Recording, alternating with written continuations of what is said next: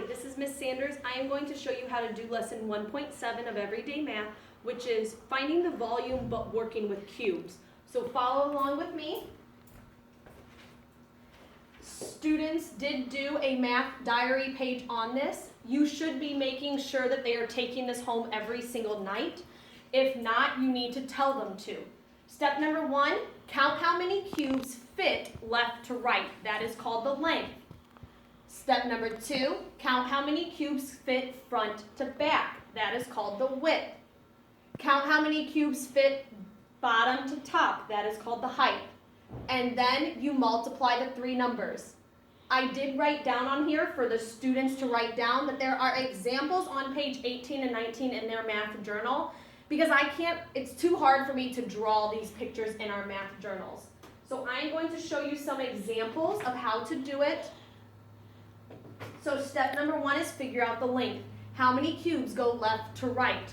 Now how I teach this is I go, okay, picture this as an aquarium. 1, 2, 3, 4. There's only 4 that go across. If all of these were pushed forward, all of these are pushed forward, I would have 4 rows. So that means my length is 4. That's step 1. Step 2 is front to back. Front to back. So starting from the front, I have 1, 2, 3, 4, 5, 6. I'll do that again. So this is number 1 because that cube is in front. 2, 3, 4, 5, 6. So from front to back, it goes 6. So my width is 6. And the height, the students always are okay with. So I have 1, 2, 3, 4, 5, 6, 7, 8. My height equals 8. Now we have to multiply these numbers all together. I have told my students it does not matter the order because it is all multiplying. So since it doesn't matter, we can do whatever one the students are most comfortable with. 6 times 4 is 24 times 8. I cannot do that one in my head, so I'm going to work it out. 8 times 4 is 32. 8 times 2 is 16, 17, 18, 19. And my answer is 192. So that means how many cubes would fit in this? 192 cubes would fit, and that is also my volume. I'm going to do 2 more examples. This one, the picture gets a little crazier. Still the same thing. Work left to right. So here, 1, 2, 3, 4. 4 cubes would fit.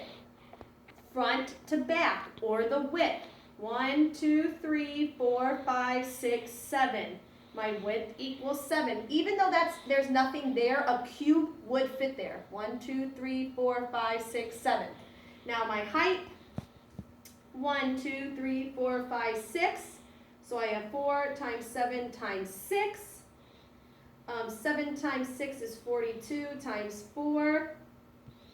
I am going to do that one on my paper. 4 times 2 is 8. 4 times 4 is 16.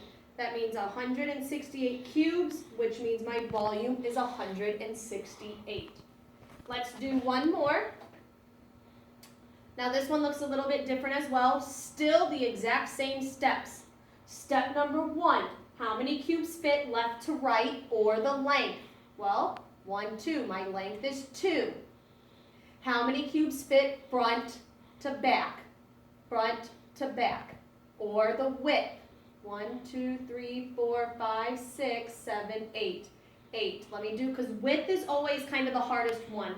Or whenever you have one that looks like this, they are tricky. I tell my students, imagine that you're pushing all of them forward. So 1, 2, 3, 4, 5, 6, 7, 8, and then my height is 1, 2, 3, 4.